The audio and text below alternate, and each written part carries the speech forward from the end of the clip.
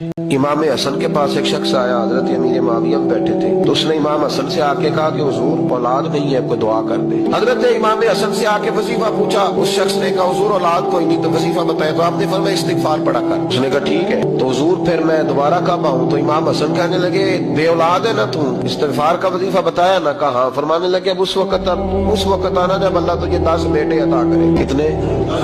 2 4 नहीं, 10 ही कह दिए। तो हजरत अमीर मुआविया रज़ी अल्लाह तआला देखा, कहने लगे हसन इतना बड़ा दावा। आप फरमाने लगे मैंने कह दिया ना, तो अल्लाह फजल करेगा। हाँ हाँ अल्लाह खैर करेगा, खैर हो जाएगी।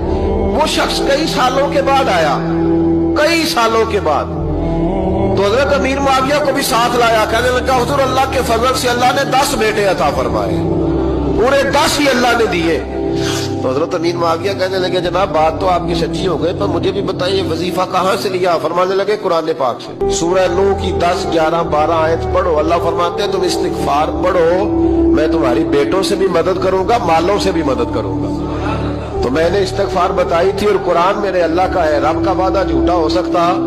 फरमाया 10 बेटे मिलने थे, मैंने कह जो दिया था। तो मेरे भाइयों याद रखें, इस्तिगफार अल्लाह की रहमत नाज़िल कर